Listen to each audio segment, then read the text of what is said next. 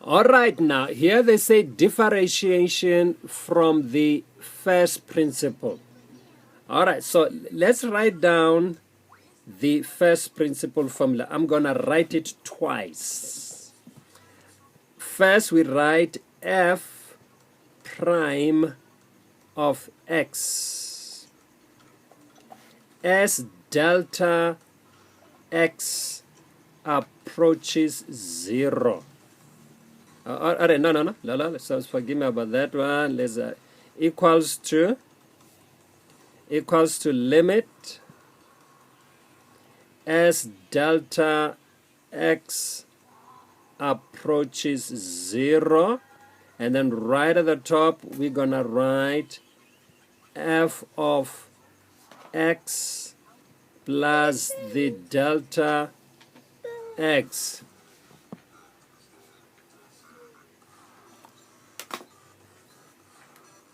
close the bracket minus the f of x, close the bracket, and then we divide all of that by delta x. Another way to write that is just to write it in this form, because delta x, it's actually the h. I don't like the h, I like the delta x, because that's what it is. It's not the h, so sometimes you want to change it back.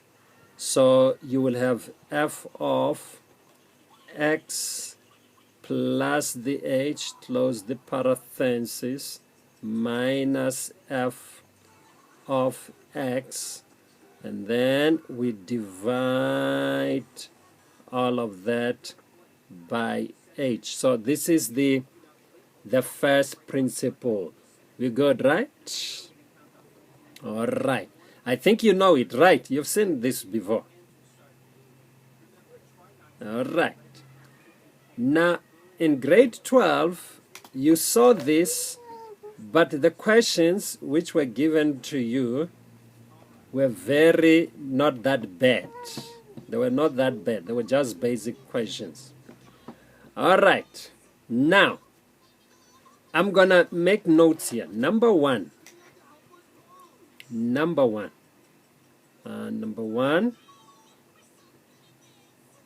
they might ask you to prove the rule for derivative. In other words, they give you something like, okay, let's say x to the exponent of n. I'm just going to use an arrow to show the derivation part of it. It becomes n x to the power of n minus 1. Well, there's many ways to do this. You can also use what we call the binomial theorem or binomial expansion or the Pascal triangle. You know about that, right? You haven't done those things that has a factorial. Haven't they given you something like this? They say, okay, we're giving you x plus y then to the power of n. They say expand that. Did they give you that? They did not. And then where you are going to write maybe something like this, you say this is n, this is 0, close the bracket, you've got x to the power of n, and then y to the 0. Maybe you're doing something like this, like 2 factorial, all of that. You didn't do that. All right, so that tells me maybe you're not doing the proof, but you are doing the proof, but different, not using that binomial expansion. All right, then the next thing that they're going to ask you, they might ask you if you've got the product, let's just call it, you've got f of x multiplied by the g, let's color code that so that we can trace them very nicely, g of x, and then the derivative of that. This is the derivative of the product. What we normally do, we normally stop the first. We stop the first, and then we derive the second. So I say stop. So we're having f of x times the derivative of the second. Yeah, but you can do it even vice versa. You can stop the second and derive the first. It works. It's still fine. And then plus you derive the first. I prefer to derive the first myself. You know why? Because when you do the quotient rule, you're going to derive the first, the one that appears first. Remember you did the quotient, the division one. Yeah, the f of x, let's say all over, I'm just using this symbol. I don't like this one. I love the u and a v symbol, g of x. And then the derivative will say derive what comes first. It's numerator. That's why I made it same thing as that. Why is that? It's because look at that g, the one that's at the bottom here, that one. I can actually bring it to the top, make it a product, and change its exponent to become -1. You know that, isn't it? Yeah, so quotient is the same as product. You can bring denominator to the top, and then the exponent sign changes. That's all. And you just apply this. You get your answer. All right. But let's take it back. All right. So I will derive the first f prime x. That's why, so that my quotient and the product rule, they sound the same. If I know one, I know the other one. Then I multiply by the second. But this time we minus, we're gonna keep the first, and then we derive the second. You know this rule, correct? Yeah. I don't know if they ask you to prove these guys here, because I'm just thinking about it. And then the bottom must be squared. And then g of x, and then we can put that in bracket, raise it to the power of 2. I'm just giving you some of the things they ask you to actually prove. Normally, these guys, these are the culprit most of the time. They'll say use the first principle to show this is that, that is that. But since you have not done binomial, I'm pretty suspicious. But there is another way to get around this without doing the binomial. All right? There's like many different methods.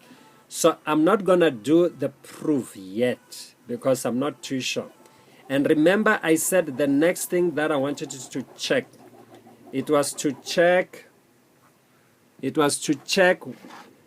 whether they allow you to use the sandwich theorem to prove, remember that limit, the limit as theta approaches 0, and then of sine of theta all over theta equals to 1. Because these are the ones that I know they can't let go. They don't leave them alone. All right. Now, last but not least,